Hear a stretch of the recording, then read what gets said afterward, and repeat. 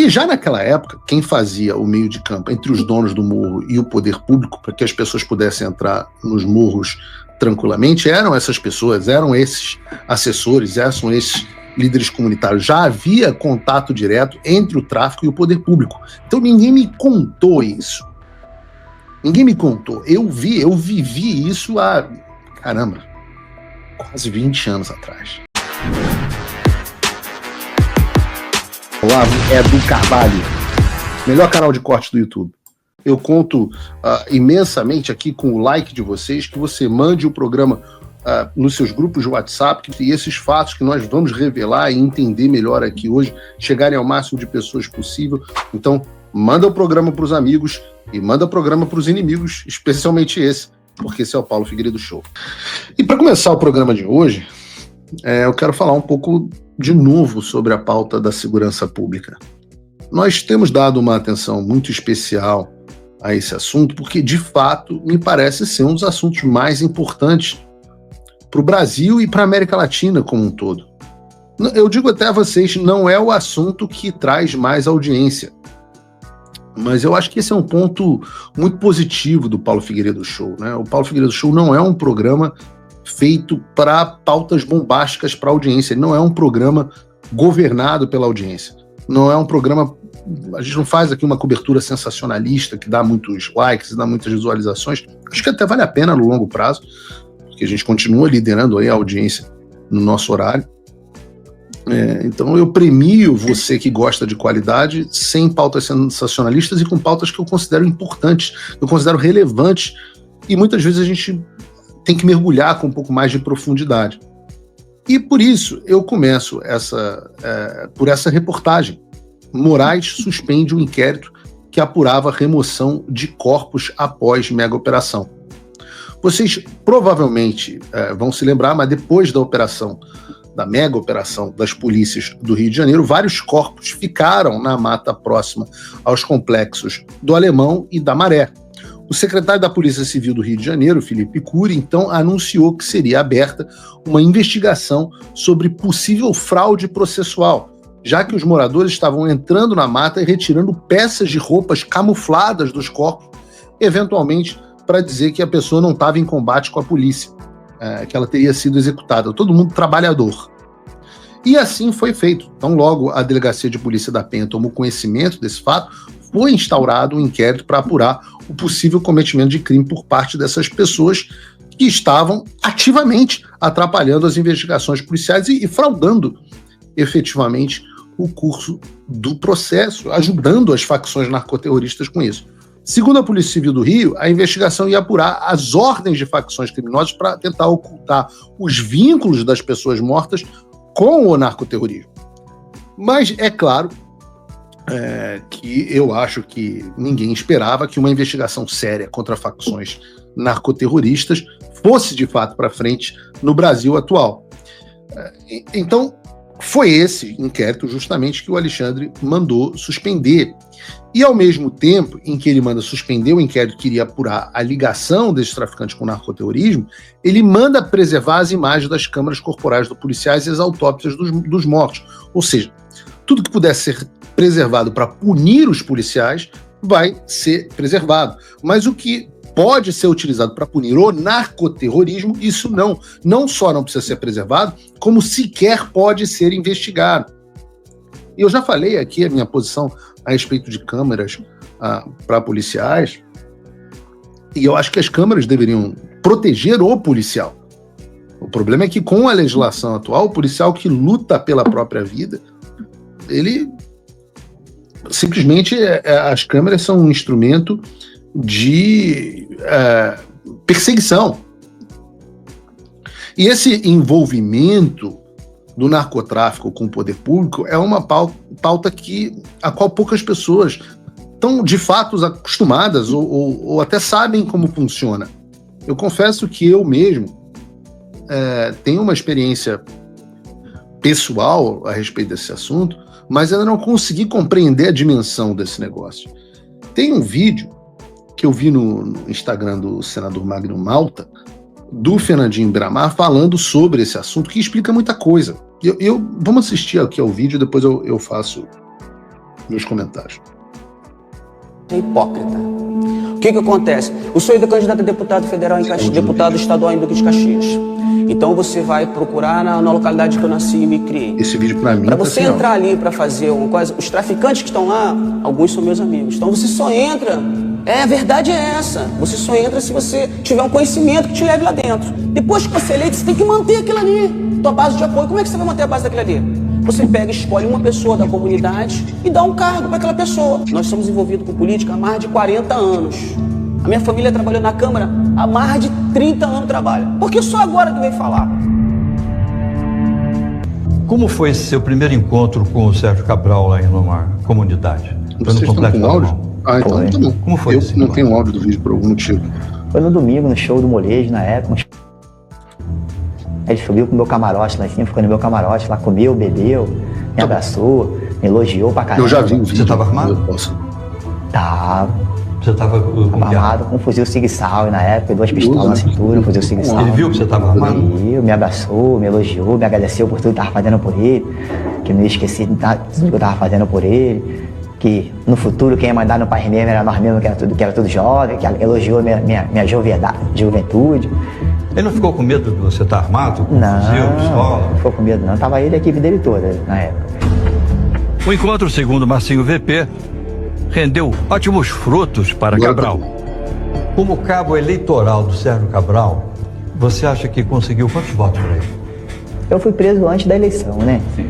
Mas as pessoas Mas a campanha continuou. A pedido meu, veio um mês antes da eleição. Fazendo campanha pro Sérgio Cabral. Em de agosto, a campanha foi em outubro, mês de outubro. As pessoas que, a pedido meu, deram apoio total a ele. Você acha que conseguiu quantos votos? 50 mil votos para ele. 50 mil votos? 50 mil votos, pouca coisa. Porque não interessa na autoridade, não. O tráfico de droga financia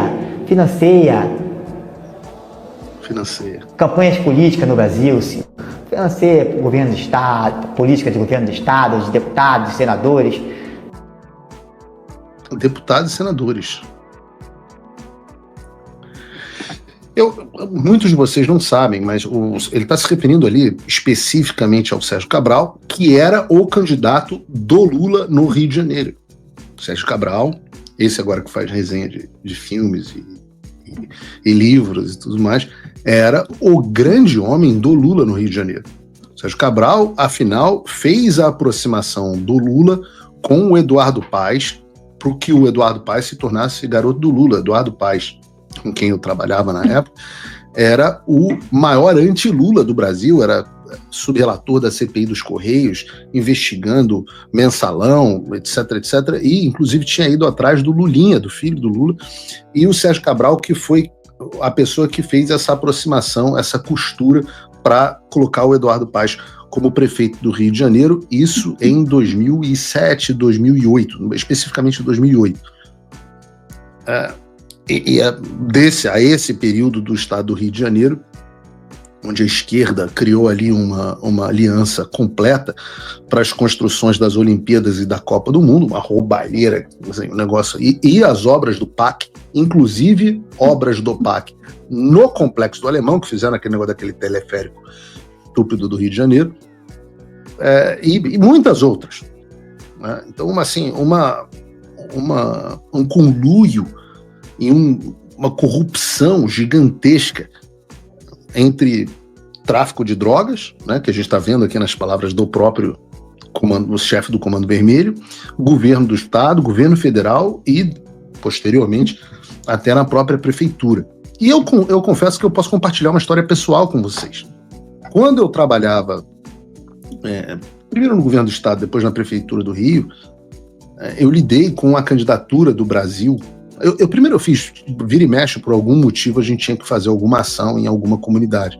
E eu me lembro especificamente de uma que eu lidei com a candidatura do Brasil como país sede para a Copa do Mundo de 2014, e peço desculpas a vocês por isso. Eu só estava fazendo o meu trabalho, né? Não posso nem dizer isso. Só estava cumprindo ordens. Não, eu naquela época achava... Eu era um jovem, como todo jovem, eu era estúpido, e eu achava que eu estava fazendo uma boa coisa naquele momento, e eu estava muito empolgado em conseguir que o Brasil fosse o país sede da Copa do Mundo para 2014. E eu me lembro que eu me engajei muito nisso, muito, né, trabalhando com o Eduardo Paes especificamente, que era secretário de Turismo, Esporte e Lazer, e um dos projetos que eu cuidava era esse. E aí nós tínhamos que fazer uma apresentação para a FIFA, e como europeus, cara da FIFA, etc., eles amam essa estética falida, favelada do Brasil, né? Ama ver foto de favela, ama ver gente descalça, jogando bola no morro, romantiza essas coisas. Nós fomos gravar uma série de vídeos sobre o Complexo do Alemão. Foi um negócio, foi até uma ideia bonitinha na época. Eu acho que fui eu que tive essa ideia. A gente botou as crianças do Alemão, de uma escola especificamente do Complexo do Alemão, para fazer um trabalho escolar, onde cada um ia fazer numa cartolinazinha o que significava para eles fazerem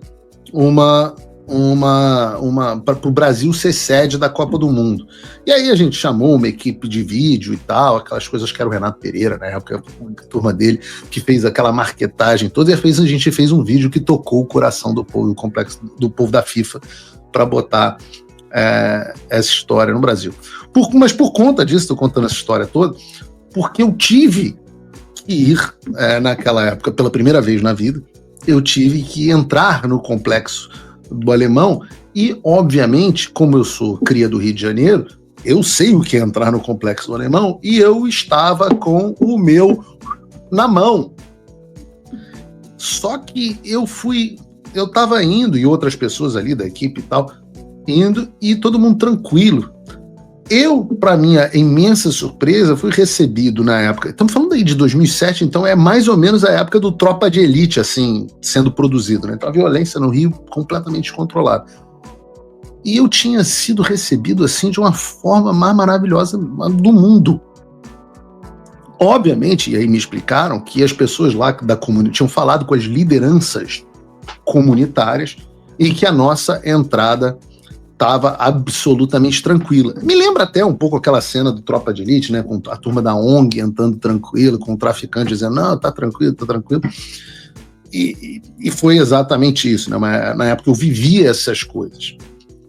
E já naquela época, quem fazia o meio de campo entre os donos do morro e o poder público, para que as pessoas pudessem entrar nos morros tranquilamente, eram essas pessoas, eram esses assessores, eram esses líderes comunitários. Já havia contato direto entre o tráfico e o poder público. Então ninguém me contou isso. Ninguém me contou. Eu vivi isso há, quase 20 anos atrás. Olá pessoal, eu sou Eliel, criador do canal Olavo é do Carvalho, e eu tenho um recado muito importante para passar para vocês. Só lembrando que a gente tem vídeos novos aqui no canal todos os dias às 18, 19 e 20 horas. E o recado que eu tenho é o seguinte, é uma novidade que agora você pode se juntar ao jornalista Paulo Figueiredo, que vem fazendo a diferença lá nos Estados Unidos e conseguiu, junto com o Eduardo Bolsonaro, fazer o que 512 deputados e 81 senadores ainda não fizeram pelo Brasil. Você pode fazer a diferença se tornando o apoiador do Paulo Figueiredo. Entra no link aqui na descrição do site do Paulo Figueiredo e usa o cupom Olavo é do Carvalho.